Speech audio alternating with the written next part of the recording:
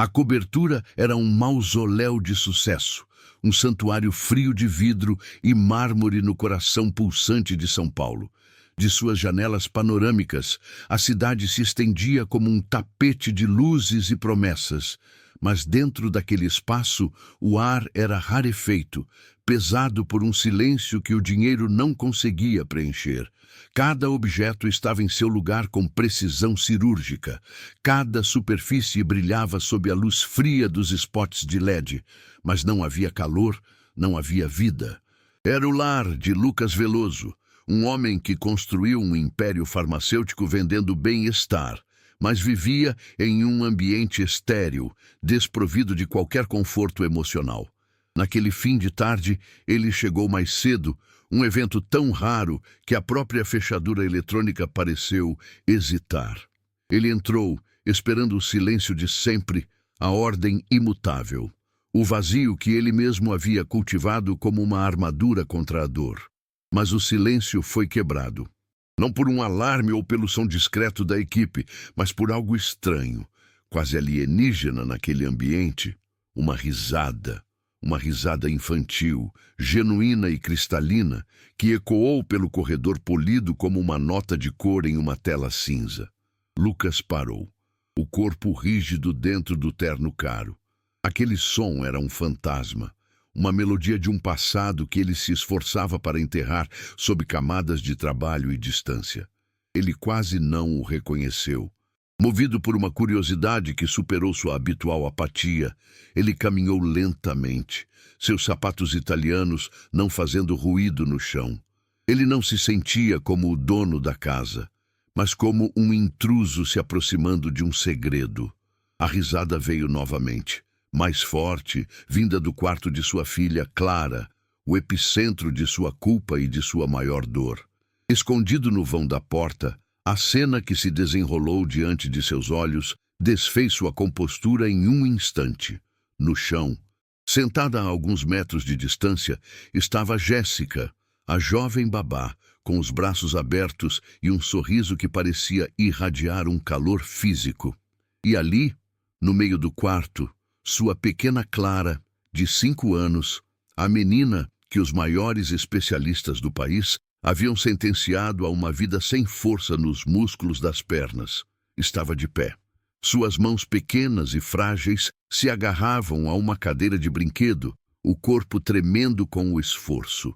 Então, diante do olhar paralisado de seu pai, ela deu um passo, e depois outro. 2 passos hesitantes, trêmulos, uma jornada de centímetros que pareceu cruzar um oceano de impossibilidades. Ela então caiu sentada no tapete macio, não com choro, mas com a mesma risada que havia atraído Lucas até ali. A armadura de Lucas Veloso se estilhaçou. O ar lhe faltou nos pulmões e, pela primeira vez em anos, ele sentiu algo além do cansaço e da culpa. Uma onda de choque percorreu seu corpo. Uma mistura vertiginosa de incredulidade, euforia e uma vergonha tão profunda que queimava. Aquela jovem, com sua simplicidade e paciência, havia conseguido o que sua fortuna, seus contatos e sua ciência não puderam sequer sonhar. Ela não tinha visto um diagnóstico, mas uma criança.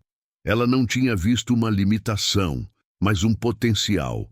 E ele, o pai, nunca teve a fé que ela demonstrou em cada um daqueles dias. São revelações como essa, que quebram um homem por dentro para reconstruí-lo, que nos lembram da força de um relato verdadeiro. E é por isso que sua inscrição é tão importante, pois nos permite continuar compartilhando jornadas que merecem ser conhecidas. O mundo de Lucas Veloso desabou ali, no tapete felpudo do quarto de sua filha. A pergunta que saiu de seus lábios não foi a de um CEO analisando um resultado inesperado, mas o sussurro quebrado de um pai diante do impossível. Como? Ele repetiu. A palavra se perdendo no ar, enquanto seus joelhos encontravam o chão, o tecido caro de sua calça se amassando sem que ele se importasse. Ele rastejou para perto de Clara, não para tocá-la ainda, mas apenas para se certificar de que ela era real, que aquele momento era real. Seus olhos, acostumados a analisar gráficos e projeções de mercado, estavam fixos na menina, buscando nela a resposta para um enigma que nenhuma ciência havia conseguido decifrar. Era a primeira vez em anos que ele se permitia ser apenas um homem, despojado de seu título e de sua fortuna, vulnerável diante de um milagre que ele não comprou e não compreendia. Jéssica, por sua vez, não demonstrou surpresa ou medo diante da figura poderosa agora rendida no chão. Ela via apenas a dor de um pai que havia se desconectado da própria esperança. Com uma calma que parecia nascer de uma fonte inesgotável de paciência, ela começou a falar. Não usou termos técnicos ou citou estudos complexos. Sua explicação era simples, quase poética. Falou sobre rotina, sobre cantar a mesma música todos os dias no mesmo horário, sobre transformar os exercícios de fortalecimento em uma dança de formiguinhas subindo uma montanha. Falou sobre celebrar cada milímetro de movimento, cada tentativa frustrada, cada tremor de esforço. Ela descreveu como conversava com os músculos de Clara, pedindo que eles se lembrassem de como era ser forte. Para Lucas, que havia lido dezenas de laudos médicos repletos de jargões pessimistas, aquela explicação era como ouvir um idioma estrangeiro, uma língua de fé que ele havia esquecido. A mente de Lucas foi arremessada para trás, para o ambiente frio e asséptico do hospital 5 anos antes. Ele reviveu o cheiro de desinfetante, o som rítmico e impiedoso dos monitores cardíacos e o silêncio devastador que se seguiu ao último suspiro de sua esposa, Helena. A mesma equipe médica que lhe deu a notícia da perda de sua mulher foi a que lhe entregou sua filha, um bebê frágil, envolto em um diagnóstico sombrio de uma condição neuromuscular rara. Eles falaram em limitações permanentes, em cadeiras de rodas, em uma vida de dependência. Naquele dia, Lucas não perdeu apenas sua esposa, ele perdeu a capacidade de sonhar com o futuro. Ele selou seu coração e a cobertura luxuosa, com sua ordem impecável e seu vazio silencioso, tornou-se um espelho de sua alma, um mausoléu para a felicidade que lhe fora roubada. Naquela noite, pela primeira vez, Lucas não se trancou em seu escritório com uma garrafa de uísque e relatórios de mercado. Ele ficou sentado no chão, um estranho em sua própria casa. Ele observou Jéssica conduzir a rotina noturna de Clara. Ele viu a forma como ela transformava o banho em uma expedição aquática e a fisioterapia em uma brincadeira de estátua. Ele ouviu as histórias que ela contava, onde a protagonista era sempre uma menina corajosa que podia voar se acreditasse o suficiente. Lucas sentia-se um analfabeto emocional, reaprendendo um alfabeto de afeto e cuidado que ele pensava ter esquecido para sempre. Cada sorriso de Clara em resposta a um estímulo de Jéssica era uma pequena faca em seu peito, uma mistura de alegria imensa e de uma culpa esmagadora por todos os momentos, como aquele que ele havia perdido, trancado em sua própria dor. Movido por um impulso que vinha de seu âmago de homem de negócios, Lucas fez a única coisa que sabia fazer quando se deparava com algo de valor inestimável. Tentou comprá-lo. Em uma conversa desajeitada na sala de estar, enquanto Jéssica se preparava para ir embora, ele lhe ofereceu uma quantia que mudaria a vida dela e de sua família para sempre. Não era um salário, era uma recompensa, um prêmio. Ele falou em comprar um apartamento para ela, em financiar seus estudos em qualquer universidade do mundo, em dar-lhe uma vida sem preocupações financeiras. Mas em seus olhos, Jéssica não viu um gesto de generosidade, e sim de desespero. Ela viu um homem tentando pagar por um milagre, tentando transformar um ato de amor e fé em uma transação comercial, talvez porque fosse a única linguagem que ele ainda dominava. A notícia do progresso de Clara, sussurrada por Lucas a um de seus médicos particulares em um raro momento de euforia, foi recebida com um ceticismo polido e condescendente. O especialista falou em picos de melhora temporária, em não criar falsas esperanças e, de forma velada, sugeriu que a abordagem não ortodoxa da babá poderia ser mais prejudicial do que benéfica a longo prazo. Para a comunidade científica que Lucas tanto reverenciava e financiava, a história de Clara era uma anomalia perigosa, uma narrativa que desafiava protocolos estabelecidos. A fé de uma jovem estudante de fisioterapia era vista como ingenuidade, e seus resultados como uma coincidência estatística. É nestes momentos, quando a esperança é chamada de loucura, que uma história precisa ser contada. Se você também acredita nisso, sua inscrição no canal nos dá a força para continuar. Enquanto isso, Jéssica fazia seu caminho de volta para casa. A viagem de quase 2 horas de ônibus que cruzava a cidade do luxo dos jardins para a realidade batalhadora de Capão Redondo era uma transição entre 2 universos. Ela descia do ar-condicionado do transporte e mergulhava no calor e no barulho de seu bairro, onde os arranha-céus davam lugar a casas simples e o silêncio era uma raridade.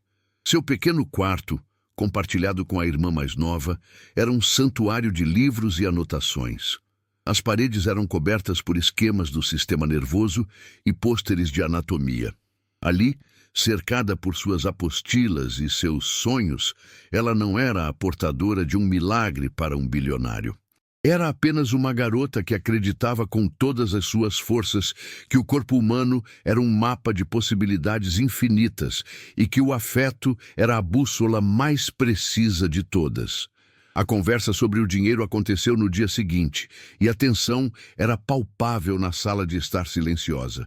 Lucas tentou explicar que sua oferta não era uma tentativa de diminuir o que ela havia feito, mas sua única forma de expressar uma gratidão que não cabia em palavras.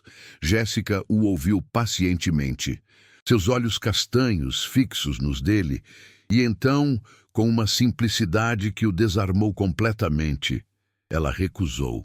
Senhor Veloso, ela disse, a voz firme, mas gentil, eu não quero o seu dinheiro. Eu quero que o senhor sente no chão com a gente. Eu quero que o senhor aprenda a canção da formiguinha. O que a Clara precisa não é de uma babá milionária, é de um pai que acredite nela tanto quanto eu.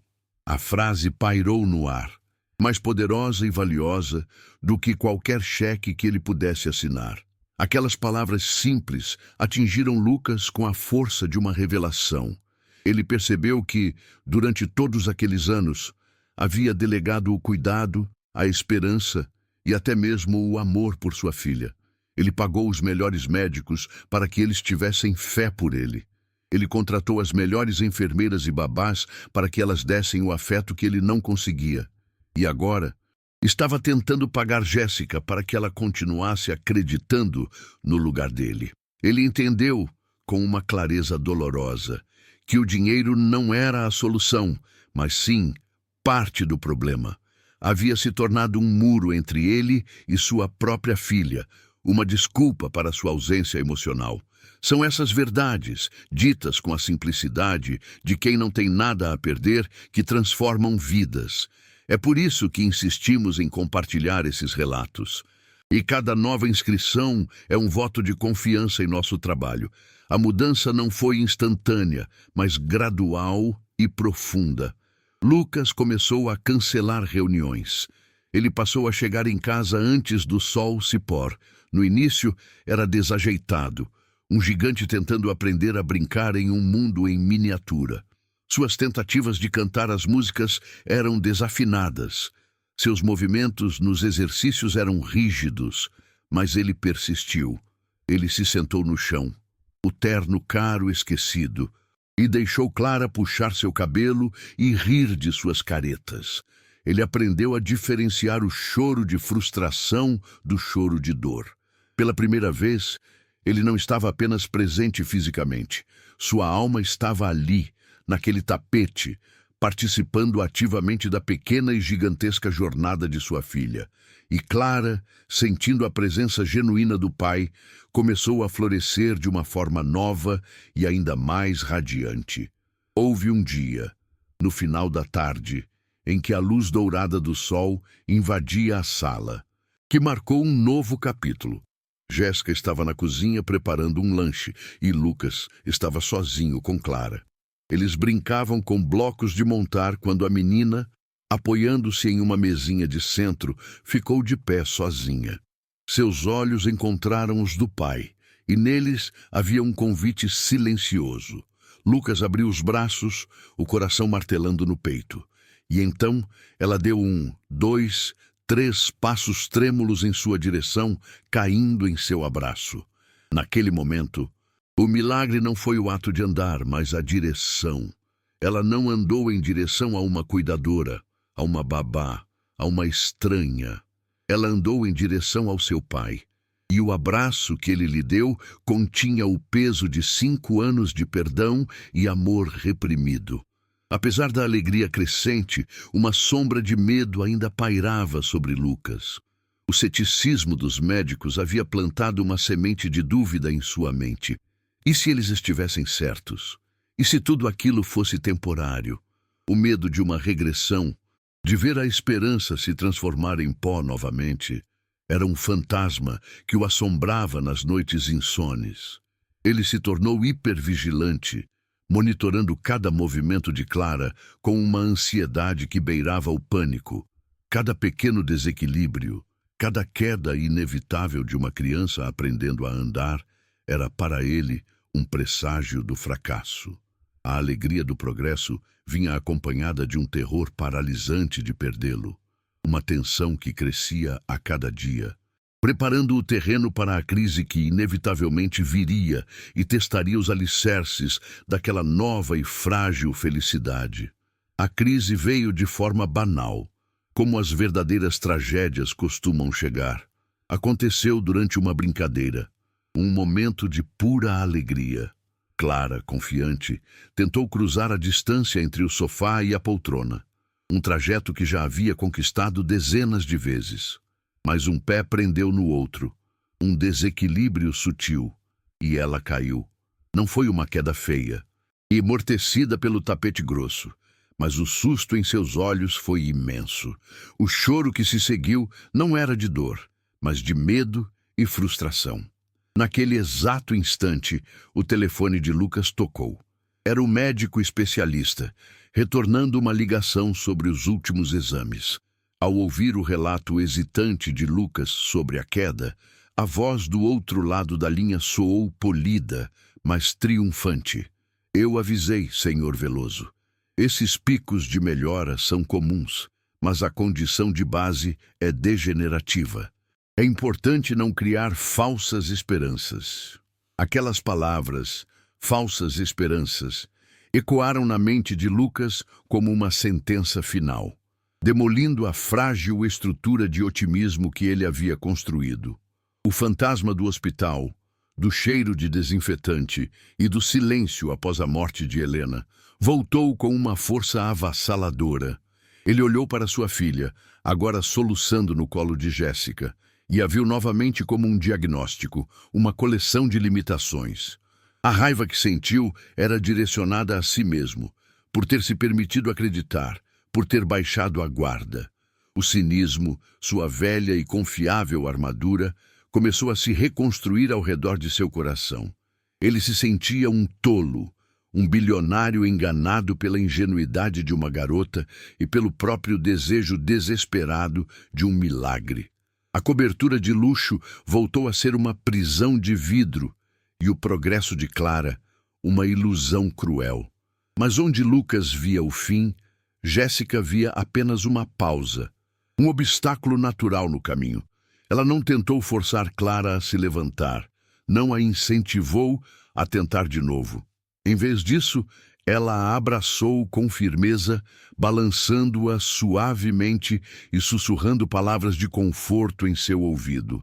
Ela validou o medo da menina. Tudo bem ter medo, ela dizia. A gente cai. Às vezes machuca o joelho, Às vezes machuca o coração. O importante é que a gente descansa um pouquinho e depois respira fundo. Ela sentou-se no chão com Clara no colo.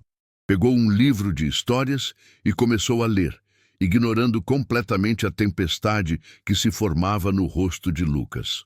Seu ato era uma lição silenciosa e poderosa. A cura não estava na ausência de quedas, mas na forma como se lida com elas. Observando aquela cena, a armadura de Lucas se desfez em pó. A calma de Jéssica expunha a dimensão de seu próprio pânico. Com a voz embargada, ele se aproximou e sentou-se no chão ao lado delas, um gesto que ainda lhe parecia estranho. "Eu tenho tanto medo", ele confessou, as palavras saindo como um veneno que ele guardava há anos. "Eu tenho pavor de falhar com ela, como falhei com a mãe dela. Eu ofereci o dinheiro porque não sabia como oferecer a mim mesmo."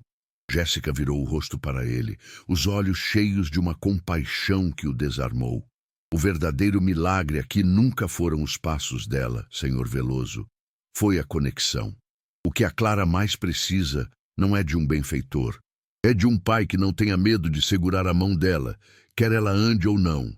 A verdade naquelas palavras o atingiu com a força de uma onda, limpando anos de culpa e medo. Ele finalmente entendeu. Ser pai não era garantir uma vida sem quedas, mas ser o porto seguro para onde se volta depois de cada uma delas. Sua riqueza não podia comprar essa segurança. Sua influência não podia decretar essa presença. Era algo que só ele poderia dar. Lentamente, ele estendeu a mão. Não para Clara, mas para Jéssica. Um pedido silencioso de perdão e um agradecimento que nenhuma fortuna poderia expressar. Depois, ele se virou para a filha e, pela primeira vez, sem o peso da expectativa, começou a brincar com ela ali no chão, montando uma torre de blocos coloridos. A torre desabou várias vezes, e a cada vez, os três riam juntos e recomeçavam, construindo, a partir dos escombros, os alicerces de uma família de verdade. Os meses que se seguiram não foram sobre a construção de um milagre, mas sobre a reconstrução de uma família. Lucas, com a mesma determinação que usou para erguer seu império, dedicou-se a demolir as paredes que havia construído ao redor de seu coração. A proposta que fez a Jéssica, em uma tarde chuvosa, não envolveu cheques ou contratos de bonificação. Ele a convidou para ser sua sócia, não em negócios, mas em um propósito. Juntos, eles criaram a Fundação Clara Veloso, uma instituição que nascia com a missão de unir a mais avançada tecnologia de reabilitação com o método que Jéssica havia provado ser o mais eficaz de todos: o afeto, a paciência e a crença inabalável no potencial humano. A cobertura deixou de ser um mausoléu para se tornar a sede de um sonho, onde a esperança era agora o principal ativo. A Fundação Clara Veloso rapidamente se tornou uma referência. Com os recursos de Lucas e a visão de Jéssica, que assumiu a diretoria de desenvolvimento terapêutico, eles criaram centros de acolhimento que não se pareciam em nada com clínicas frias. Eram espaços coloridos, lúdicos, onde cada exercício era uma brincadeira e cada fisioterapeuta era treinado para enxergar a criança por trás do diagnóstico. Jéssica viajou pelo país, compartilhando seu conhecimento, ensinando a outros profissionais a canção da formiguinha e a importância de celebrar cada milímetro de progresso. Ela não era mais a babá de um bilionário. Era a catalisadora de uma revolução silenciosa no cuidado infantil, provando que a empatia era uma ciência tão exata e poderosa quanto qualquer outra, mudando a vida de milhares de famílias que, como Lucas, haviam sido sentenciadas ao desespero pelos prognósticos frios da medicina tradicional. Em casa, a transformação era ainda mais profunda. O silêncio fora permanentemente exilado, substituído por risadas, por música desafinada cantada por um pai aprendiz e pelo som dos passinhos de Clara, agora firmes e confiantes, ecoando pelos corredores. O mármore polido foi coberto por tapetes de atividades e os móveis de design deram lugar a pequenas rampas e barras de apoio coloridas. Lucas reorganizou sua vida, suas reuniões agora tinham hora para acabar e suas viagens de negócio se tornaram raras. Ele descobriu a alegria de dar banho, de contar histórias antes de dormir e de simplesmente estar presente. Ele e Jéssica se tornaram uma equipe inseparável, não apenas na fundação, mas na criação de Clara, construindo um laço de respeito e admiração mútua que se aprofundava a cada novo passo que a menina dava, consolidando os alicerces de um novo tipo de família, unida não por sangue, mas por um propósito comum.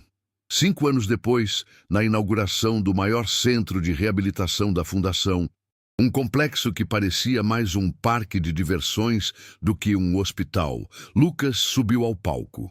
No meio de seu discurso, ele se interrompeu ao ver uma menina de 10 anos, com um leve, quase imperceptível mancar, correndo em sua direção para lhe entregar um desenho. Era Clara. Ele a abraçou forte, sob os aplausos emocionados da plateia, e olhou para a primeira fila, onde Jéssica, agora sua esposa, sorria com um bebê no colo. Com a voz embargada, ele concluiu: "A maior descoberta da minha vida não foi uma molécula em um laboratório, mas entender que a verdadeira cura começa quando temos a coragem de nos ajoelhar no chão e participar da jornada de quem amamos." Relatos como este nos mostram que as maiores vitórias nascem da fé e da conexão. Se você também acredita nisso, sua inscrição nos ajuda a continuar iluminando histórias que merecem ser contadas.